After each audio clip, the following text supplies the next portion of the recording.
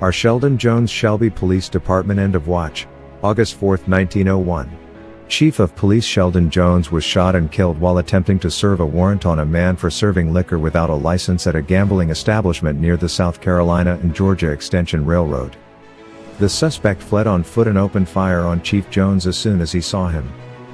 One of the rounds struck Chief Jones in the lung. Despite being wounded, the chief continued chasing the subject and was able to catch him. During the ensuing struggle, the man fired again, striking Chief Jones in the chest, killing him. Despite a nationwide manhunt, the suspect was never apprehended. B. Edgar Hamrick, Shelby Police Department, End of Watch, August 28, 1904. Chief of Police Edgar Hamrick, 36, was shot and killed at the county jail after arresting 4 men for being drunk in public. The men had been arrested shortly after arriving in Shelby on a freight train. They were initially taken to the city lockup but moved to the county jail due to their boisterous behavior. As Chief Hamrick and several others placed them in the cell, one of the men continued to yell obscenities at them. Chief Hamrick re-entered the cell to deal with the subject, but one of the other men suddenly produced a hidden pistol and opened fire as he ran for the cell door, mortally wounding Chief Hamrick. Absuto, the county sheriff, and Deputy Kendrick, a jailer, were also struck by bullets but survived their wounds. Though wounded himself, Deputy Kendrick was able to return fire and wound the prisoner.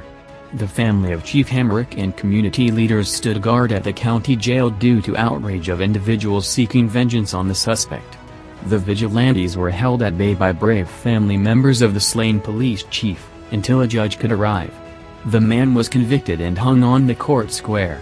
Chief Hamrick was known as a gentle and kind man who courageously performed his duties and faithfully stood for the enforcement of the law. His funeral was attended by a large gathering of people from Shelby and the county, and every business in Shelby was closed during his funeral service. He was survived by his wife, son, daughter, parents, and 7 siblings. Sanford A. Pruitt, Cleveland County Sheriff's Department. End of Watch, July 5, 1930. Deputy Pruitt, 40, was intentionally struck and killed by the driver of an auto which he, 4 other Cleveland County Sheriff's deputies and a United States federal revenue officer had stopped. Deputy Pruitt was assisting the federal officer in apprehending a bootlegger. After stopping the suspect's vehicle, the officers approached. As they approached the vehicle, the driver put the vehicle in reverse and attempted to strike the officers. Deputy Pruitt was struck and killed as he pushed another officer clear of the oncoming car. The driver of the vehicle and 3 passengers were arrested and charged with manslaughter, but those charges were later dismissed by a district judge. Deputy Pruitt had served with the Cleveland County Sheriff's Department for 6 years and was survived by his wife and children. Ewart W. Sanders, Cleveland County Sheriff's Department. End of Watch, January 1, 1933. Deputy Sheriff Ewart Sanders, 33, was shot and killed on January 1, 1933. Deputy Sanders and his partner had arrested 2 men on drinking charges and transported them to the Cleveland County Jail.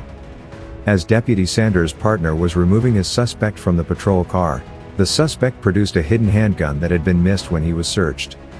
The suspect then opened fire, striking Deputy Sanders in the chest. Despite being mortally wounded, Deputy Sanders was able to return fire and killed the suspect. Deputy Sanders succumbed to his wounds while being taken to a local hospital. He was survived by his wife and a daughter. Deputy Sanders' family has continued to carry the torch of law enforcement for 4 generations. A proud tradition of honor for the Sanders family. Donald Henderson, Kings Mountain Police Department. End of Watch, November 2, 1968. Patrolman Donald Henderson, 30, was killed in an automobile accident during a high-speed pursuit. His patrol car was forced off the road during the pursuit and rolled over several times. He was thrown from the vehicle and suffered fatal injuries. George H. Allen, Cleveland County Sheriff's Department. End of Watch, September 4, 1974. Chief Deputy George Allen, 56, was killed in a vehicle accident while transporting an inmate from the county jail to Raleigh, North Carolina. A Kings Mountain resident went with Deputy Allen to assist with the prisoner transfer.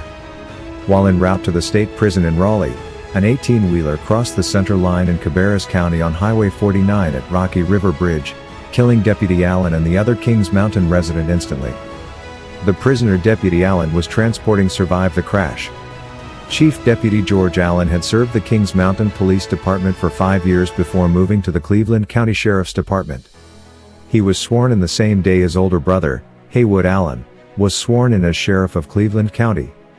Deputy Allen was survived by his wife and one daughter, and has left a lifelong legacy of law enforcement, which includes 5 generations of law enforcement officers.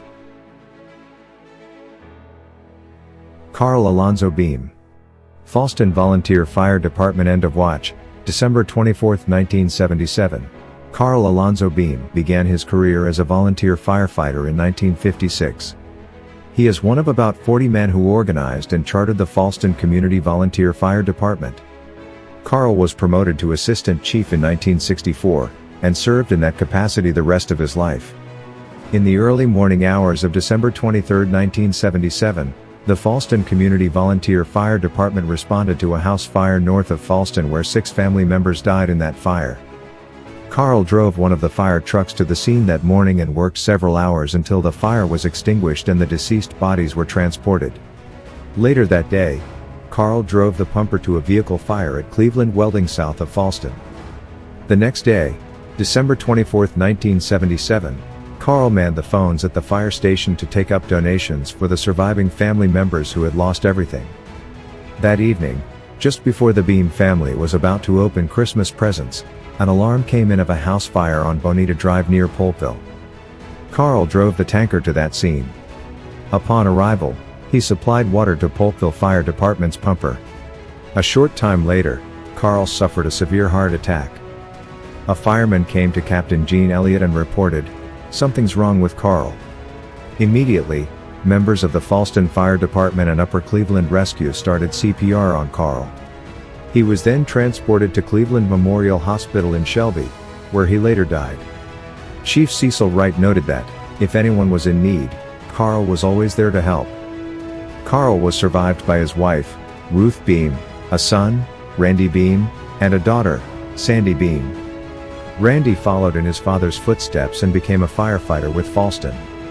As a memorial to Carl's faithful and outstanding service to the Fallston Department and the entire community, his picture is still proudly displayed on the wall in the fire department. Max P. Bowling, City of Shelby Natural Gas Department. End of watch, May 25, 1979. Max Bowling, natural gas employee with the City of Shelby, is among our local fallen heroes for his courage in the line of duty during the Uptown Shelby fire of 1979. 5 men, including Max, lost their lives on that fateful day, May 25, 1979. The disaster could have been much worse if not for the brave actions of Mr. Bowling, who successfully disconnected the natural gas shortly before a massive explosion that destroyed several buildings near the corner of Lafayette and Warren Streets, killing Max and 4 firefighters. Max was a native of Cleveland County and served as a foreman in the city's natural gas department for 14 years prior to his death. In addition to his parents, Max was survived by his wife Lois, 2 stepsons, a stepdaughter, 9 grandchildren, 6 great-grandchildren, 2 brothers, and a sister. Nathan Hall, Shelby Fire Department. End of watch, May 25, 1979. On May 25, 1979, Shelby firefighter Nathan Hall was killed in the line of duty, along with 3 fellow firefighters and a city gas utility worker, while battling a fire in Uptown Shelby. At the time, the fire was the largest single-event line-of-duty death of firefighters in North Carolina. It was later determined that the fire was arson. Each year, the community gathers at the Charles Road Memorial Firehouse to pay honor to these fallen heroes. In addition to his parents, Nathan was survived by his wife, Cynthia. George L. Magnus, Shelby Fire Department. End of watch, May 25, 1979. On May 25, 1979, George Magnus, lieutenant with the Shelby Fire Department, was killed in the line of duty, along with 3 fellow firefighters and a city gas utility worker, while battling a fire in Uptown Shelby. At the time, the fire was the largest single-event line-of-duty death of firefighters in North Carolina. It was later determined that the fire was arson. Each year, the community gathers at the Charles Road Memorial Firehouse to pay honor to these fallen heroes. George was a native of Cleveland County and had been a partner in Magnus Gulf Service Station for 20 years. He had previously been a teacher in Charlotte, North Carolina and was a member of the U.S. Army Reserve. He attended Gardner-Webb College and was a graduate of Appalachian State University. George also served as a deacon, Sunday school superintendent, Sunday school teacher, training union director and a member of the church council at First Baptist Church in Shelby, North Carolina. He was a volunteer with the Shelby Fire Department for 11 years, and had been made chief of the volunteers shortly before his death. In addition to his mother, George was survived by wife Rachel, 2 daughters, a brother and a sister. Donald Gene Melton. Shelby Fire Department End of Watch, May 25, 1979. Gene Melton, age 24, was a paid volunteer firefighter for the city of Shelby, and also became a member of Cleveland Volunteer Fire Department when he was 16 years old. In addition, he was employed full-time in his family's business. Gene was a fun-loving, happy person who always had a joke or a prank to play on friends and family. He was a unique person who enjoyed anything old and loved to read and learn about the old-fashioned ways of life. Many Saturdays you could find him out collecting old bottles, arrowheads, or handmade bricks from the various worksites around Cleveland County. Gene drove a 1954 International Farm truck, which he affectionately named Per T. Gertie, around town. He built a house using some of the old bricks he had found for the chimney so that he and his wife, Lynn, could start their life together living and serving in their community. On Friday, May 25, 1979, Gene went to work as usual at Melton's Heating and Air Company, his father's business. He and his brother, David, talked about their plans for a Friday night fishing trip to Broad River. When David called Gene after work to go fishing, Gene's wife, Lynn, told David that Gene had been called to a fire in uptown Shelby. David, also a volunteer fireman, said he would drive to Cleveland Volunteer Fire Department in case that station was called to assist with the fire. Lynn said she would ride with him so that she could drive Gene's car back home and the brothers could start their fishing trip when they were done with the call. On the drive to uptown Shelby, David and Lynn saw a huge dark plume of smoke rise into the sky. What they saw was the moment the building exploded and collapsed. David parked his car at Cleveland Volunteer Fire Department and left Lynn there. He ran in his fireman's turnout gear to the scene. He found utter devastation. On the sidewalks and roads of Warren and Lafayette streets were fire trucks lying under rubble of bricks from the exploded buildings. Bricks and debris buried everything. David began searching for Gene and other firemen on the scene pulled him away. What he saw would forever shape his future. The building crushed much more than the men and the fire trucks that night. Donald Eugene Melton, age 24, a son, brother and husband died. His humor, his joy of life, his dedication to service to his community all died with him.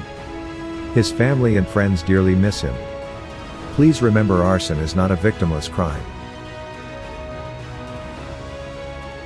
Floyd Nick Schartz. Shelby Fire Department End of Watch, May 25, 1979. On May 25, 1979, Shelby firefighter Floyd Nick Schartz was killed in the line of duty, along with 3 fellow firefighters and a city gas utility worker, while battling a fire in uptown Shelby. At the time, the fire was the largest single event line of duty death of firefighters in North Carolina. It was later determined that the fire was arson. Each year, the community gathers at the Charles Road Memorial Firehouse to pay honor to these fallen heroes. Nick was a native of Monroe, North Carolina and owned Jack's Fire Extinguisher Incorporated of Shelby. He was also a member of No. 3 Volunteer Fire Department, the Cleveland County Firemen's Association and the North Carolina State Firemen's Association. In addition to his parents, Nick was survived by his wife, Brenda, 2 daughters, a brother and a sister. Timothy James Burkeen, Shelby Police Department End of Watch, September 12, 2016. Police officer Tim Burkeen, 38, succumbed to gunshot wounds sustained 2 days earlier while attempting to arrest a man near the intersection of DeKalb and Gidney Streets. The suspect was wanted for armed robbery and kidnapping. He was searching the area when other officers, who were on the scene, heard several gunshots. They located Officer Brackeen moments later suffering from gunshot wounds.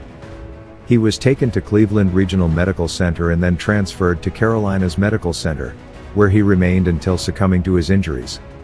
The 23-year-old suspect was captured 4 days later by a SWAT team in Coventry, Rhode Island. He was transported to a local hospital where he was treated for a gunshot wound to the left torso fired by Officer Brackeen. He was sentenced to life in prison without parole in October 2019. Officer Brackeen had served with the Shelby Police Department for 12 years and was assigned to the K-9 unit. He was survived by his wife and 6-year-old daughter. His K-9 partner, C.Co., was retired and lived with a trainer that knew him since he was a puppy before his passing on July 3, 2019. Officer Brackeen's life of exceptional Christian character and exemplary police work inspired the establishment of Road to Hope Shelby. With each officer we assist, we honor and remember our fallen brother. Timothy's life reminds us all the measure of a life is not its duration, but its donation. Police Officer Carl Proper, 39, died from complications as the result of contracting COVID-19 in the line of duty. Officer Proper served with the Kings Mountain Police Department for 3 years and served in law enforcement for a total of 16 years. Officer Proper was survived by his wife and 3 children. The effects of COVID on law enforcement.